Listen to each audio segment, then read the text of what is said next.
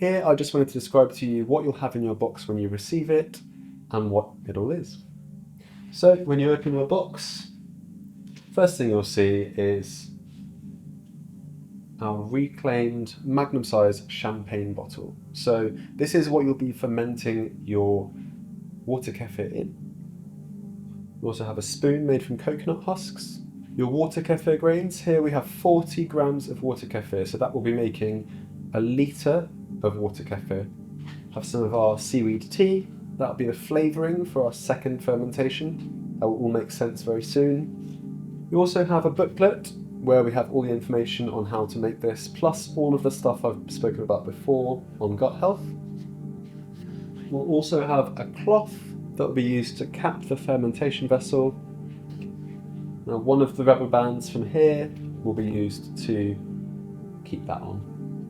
I'll show you all of this process later. And then lastly, to keep with our fermentation theme, we have two of our products in their full size that use a fermented type of algae. So that's our Spiroglow. So we have our Spiroglow toner and our Spiroglow EGF serum. That's what's in your box. Follow on later, I'll show you how to make your kefir. Now, by all accounts, the history of making kefir was a bit of an accident. Kind of like the making of penicillin the first time. So by all accounts, the first time kefir was made was a bit of an accident. We don't know exactly when it was, but we know that shepherds found that after a while, milk turned into kefir in the right conditions. They started to drink that and they really enjoyed it. So that's milk kefir. Water kefir is a process that we have no idea where it started, really. It could have started in Mexico. So in Mexico, there are certain types of cactus that have short crystals growing on them called tibicos. Those crystals are pretty much identical and are used in the same way as water kefir grains and the kefir grains that we're going to be giving you in this process and in your box.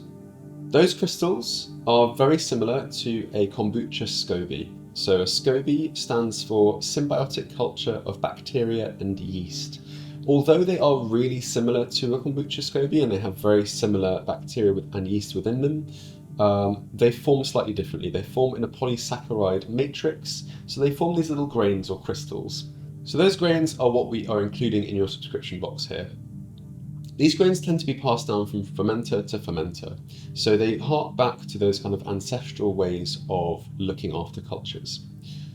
All that they really need to survive is sugar and water, which is what we'll be adding when we start the process. Once we've then made our kefir, and after 48 hours, what we'll have is a really refreshing probiotic drink. During the first fermentation, that process is aerobic. It's exposed to the air. It's just going to have a little piece of cloth on top. Now, what the bacteria make when they are exposed to air in that way and they have sugar within the water is they will start to make certain types of acid, like lactic acid, but they also make some carbon dioxide. More interestingly, actually, they also make certain B vitamins. So they'll make vitamin B1 and vitamin B12, interestingly. So this is a really good source of vitamin B12 for people who live a plant-based or vegan diet. It's really important to show that actually kefir is not good just for its probiotic value, it also has many other uses as well.